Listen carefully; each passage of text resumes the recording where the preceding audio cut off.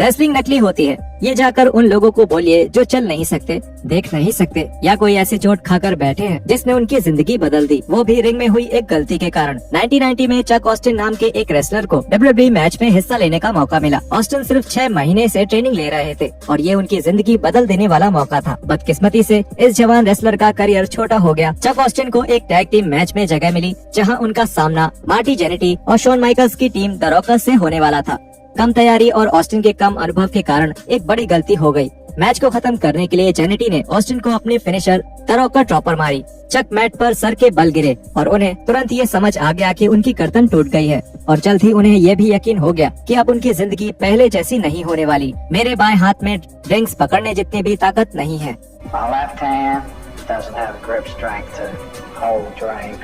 इस चोट के बाद चक ऑस्टिन ने WWE पर लापरवाही का मुकदमा किया और $3.8 मिलियन के मुआवजे की मांग की, लेकिन जज ने इस मांग को मानने से इनकार कर दिया, बल्कि इसकी जगह उन्होंने WWE को आदेश दिया कि वो ऑस्टिन को मुआवजे के तौर पर $26.7 मिलियन दें। WWE ने इस फैसले के खिलाफ आवाज जरूर उठाई, लेकिन आखिरकार ये मैटर कोर्ट के बाहर ही सुलझ गया। WWE ने ऑस्टिन को $10 मिलियन दिए। हालांकि चक को अब पैसों की दिक्कत नहीं थी, लेकिन एक सच ये भी था कि अब उनकी जिंदगी पूरी तरह बदल चुकी थी। इस दुर्घटना के लगभग 20 साल बाद चक ऑस्टिन पूरी तरह से व्हील चेयर पर आ गए और हमेशा दर्द सहते रहे। इस समय मैं अपना 80% समय बेड पर ही बिताता हूँ, और वो भी दवाओं के साथ। And right now, I spend 80% of my time in the bed. And that's with medication. And that's with the medication. वो इतना दर्द सिर्फ पेन किलर्स खाकर ही बर्दाश्त कर पा रहे थे। चक ऑस्टिन ने अपने ओपोनेंट से बदला लेने की कोशिश नहीं की, लेकिन इस अगले रेसलर ने ऐसा ही किया। एक्सट्रीम चैंपियनशिप रेसलिंग एक ऐसी कंपनी थी जो कि रेसलर्स के खतरनाक स्टंट्स के लिए जानी जाती थी।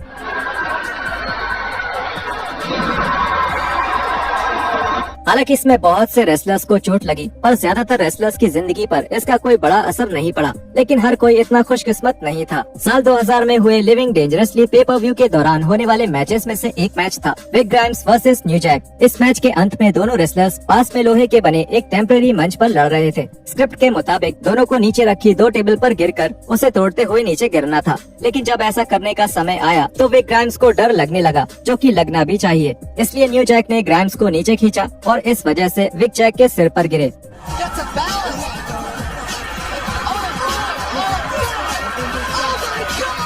विक ग्राइम्स बिना किसी बड़ी चोट के बच निकले, लेकिन न्यू जैक इतने खुशकिस्मत नहीं थे। इस चोट से जैक का सर फट गया, जिससे उनके दिमाग में भी चोट आई और इस वजह से न्यू जैक की दाईं आंख की रोशनी चली गई। न्यू जैक को अपनी पूरी जिंदगी रोज सरदर्द और नींद न आने जैसी दिक्कतों का भी सामना करना पड़ा। इस वीडियो में बाकी सारे रेसलर्स से अलग न्यू जैक इसका बदला लेना चाहते थे। इस दुर्घटना के 2 साल बाद न्यू जैक और विक ग्राइम्स के बीच एक और मैच हुआ। पिछली बार से कोई सीख लिए बिना ये दोनों फिर से रिंग के ऊपर बने एक बड़े से लोहे के मंच पर चढ़कर लड़ने लगे। जब दोनों रेसलर्स ऊपर पहुंच गए, तब जैक ने एक असली स्टन गन निकाली और उसका इस्तेमाल ग्राइम्स पर कर दिया। इसके बाद न्यू जैक ने अपने ओपोनेंट को जान से मारने के लिए उस मंच से नीचे फेंक दिया और हैरानी की बात यह है कि विक इसमें बच गए और सिर्फ उनकी एंकल ही डिसलोकेट हुई। ग्राइम्स और जैक को नीचे गिरते हुए देखकर आप मान सकते हैं कि ऐसी चोट से पूरी जिंदगी बदल सकती है, लेकिन कुछ छोटी सी मूव से भी ऐसा हो सकता है। 16 अगस्त 2003 के दिन स्टीव कोरिनो को ये बिल्कुल भी अंदाजा नहीं था कि उनकी जिंदगी हमेशा के लिए बदलने वाली है। कोरिनो ने 1994 में रेसलिंग की शुरुआत की थी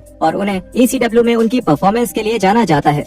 हालांकि उन्होंने WWE के लिए भी कई सारे मैच में रेसलिंग की थी, लेकिन उन्होंने कभी भी किसी बड़ी रेसलिंग कंपनी के साथ कॉन्ट्रैक्ट साइन नहीं किया। 2002 में जब रिंग ऑफ ऑनर की शुरुआत हुई तो उसके शुरुआती दिनों से ही कोरिनो उस कंपनी का हिस्सा थे। 2003 में हुए एक शो के दौरान स्टीव कोरिनो ने एक नो होल्ड्स बार्ड मैच में होमिसाइड का सामना किया, लेकिन हैरानी की बात थी कि स्टीव जिंदगी बदल देने वाली मूव किसी हथियार के साथ नहीं बल्कि एक आम मूव थी। ये मैच शुरू हुए कुछ ही मिनट हुए थे कि तभी होमिसाइड ने ये किया।